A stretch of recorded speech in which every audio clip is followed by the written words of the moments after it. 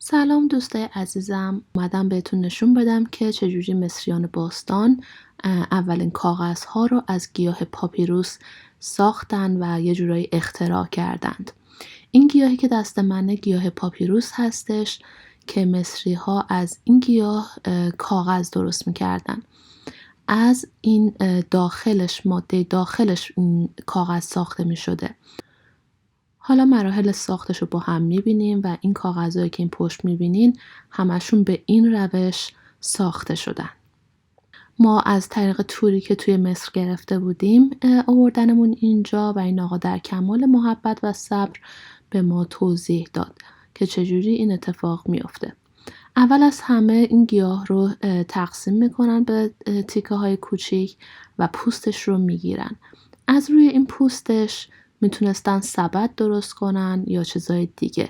کاملا منعطف و محکم هستش. همینطور که میبینین نشون میده کاملا منعطف و محکمه و نمیشکنه.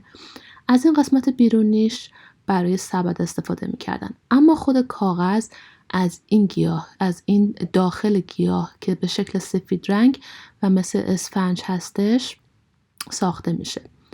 به همون نشون داد، حتی دست زدیم و حالت اسفنج شکل این رو دیدیم.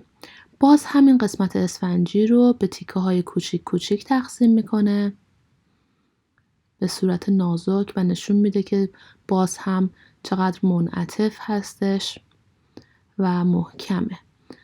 حالا به همون نشون میده که مراحل کار از اینجا به بعد چجوریه. با یه حالت چکش مانند روی این رشته ها میکوبه تا آب اضافهش گرفته بشه.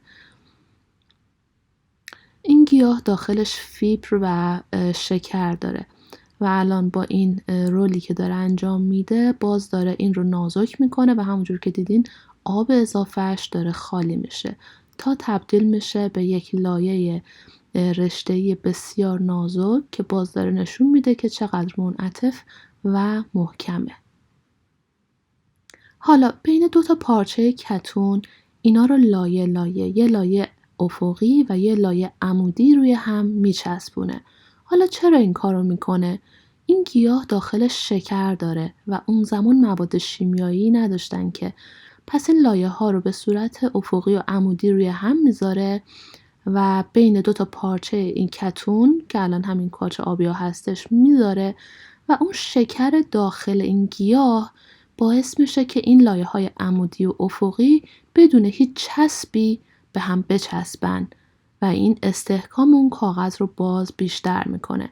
بعدش که این کارو کرد این پارچه رو زیر این دستگاه پرس میذاره، برای 2 روز میمونه و وقتی که خوش شد این کاغذ رو به ما میده. و همینطور که میبینین این روشیه که اولین کاغذها رو مصر باستان اینجوری ساختن، ضد باکتری، ضد ویروس و کاملا مقاوم و با دوامه و حتی میتونین رولش کنین، بچرخونین و دوام طولانی داره که بعد از این همه سال، بعد از هزاران سال هنوز ما میبینیم که در موزه مصر و موزه های دیگه‌ای که آثار مصر باستان هستش کاغذهای پاپیروس با نقاشی های روشون هنوز هستش و ما میتونیم ببینیم و لذت ببریم. اینا هم دوباره همشون نقاشی ها روی کاغذ پاپیروس هست که همونطور که میبینین این لاینای افقی و عمودی روش معلومه. امیدوارم خوشتون اومده باشه. برای دیدن بقیه سفرها میتونین این سفر رو دنبال کنین.